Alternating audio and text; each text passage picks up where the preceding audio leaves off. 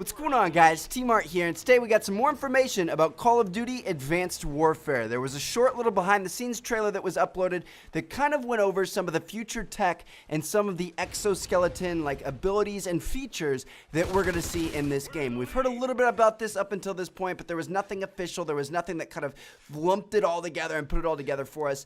And I wanted to kind of go through it and talk to you guys about some of the things that we saw and they talked about and what we could expect in this next game. So, first of all, in terms of future tech, so we've been seeing a lot of like the smart grenade that lets you, kind of switch in between different, modes. Like there was a detection mode, there was a frag mode, there was a smart mode, there was a flash mode, there's all kinds of stuff. Well, anyway, they said that one of the modes is the threat detection grenade. So this is the one that we saw that you throw it, it kind of, blows up in this red pixelated digital type, material, and then it highlights enemies, and that allows you to see enemies through walls and things like that. He also talked about another piece of future tech was going to be the mobile barricade, which we saw a little bit of in the original trailer. But basically, this thing, you walk up to it, you connect yourself with it, and then it kind of like knows which way you're moving and looking, and it kind of moves with you. And then you control the window that goes up and down, so you can shoot people and then bring it back up for cover, and then put it down and shoot people. And so, that's pretty cool. That's definitely going to be in the campaign. I don't know about multiplayer.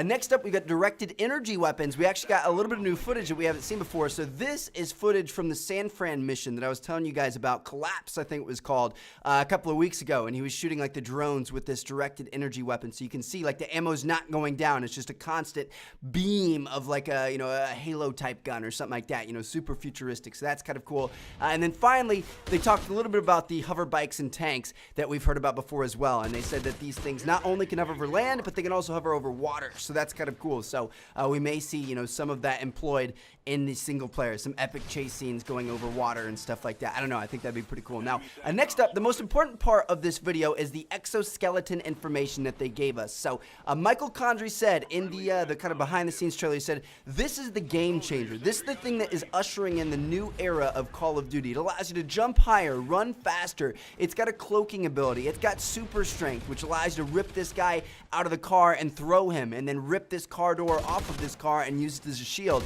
And then they also went on to talk about exo abilities. So this is different from all the stuff we just listed, and that makes me think that this might be something we could see in multiplayer. So they said that Overdrive is an exo ability that makes you go faster. You move much, much, much faster, which makes it seem like the world around you is going slower, as you can see right here. And this is exactly what I saw in that San Fran mission. I thought it was super slow-mo, but it's not. It makes you speed up. So that makes more sense, and that makes more sense for multiplayer, because, I mean, in multiplayer, you couldn't do a super slow-mo ability where it kind of slows down everybody in the lobby. That would be obnoxious. But, on the other hand, you could do one that speeds you up for a little bit, gives you a slight advantage over enemies. Maybe it's kind of like the blessing of Anubis, where kind of get like all the speed perks and you can reload faster and things like that for a certain amount of time that you can use, and it has like a cool-off period. I don't know. I'm just kind of throwing ideas out there. But, yeah, Overdrive is going to be in the game. Is it going to be multiplayer? We're not sure. Now,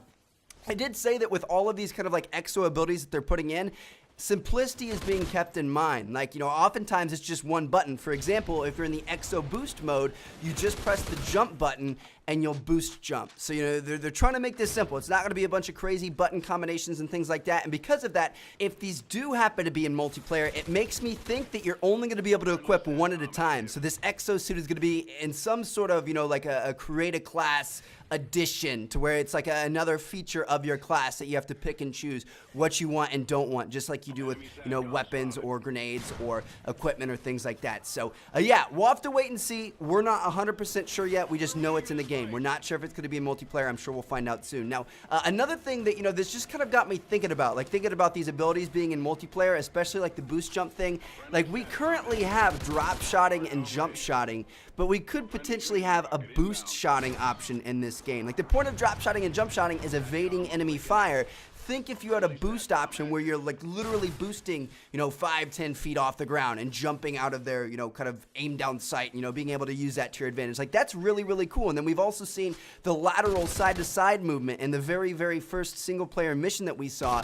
That's going to be something to help us evade bullets. And, it seems like there's going to be a lot of little things like this in this game that really kind of separate the good players from the bad players, and it creates more of a skill gap. And that's a very, very, very good thing. Like, that's very exciting, not only for like the competitive community and things like that, but just like for general gameplay. Like, if you put the time in and you master all of these little different variables that it seems like are going to be in this game, then you're going to be able to be head and shoulders above somebody who just picked it up, or somebody that, you know, only plays casually on the weekends or something like that. You know, there's going to be a lot less randomness. It's going to be more about who's the actual better player, not who happened to be aiming down sight first, or, you know, who happened to throw an IED in that corner first, you know, whatever it may be. So, I don't know. That's just pretty exciting to me. So, hopefully you guys enjoyed the video. Thank you guys so much for watching. I got a bunch of great videos coming soon. I just got home from traveling. I've had a crazy busy travel schedule the last 2 weeks, so I'm excited to bring you guys videos, and hopefully you guys are excited to watch them. So, check out my YouTube screen. See you yet? Peace out, guys.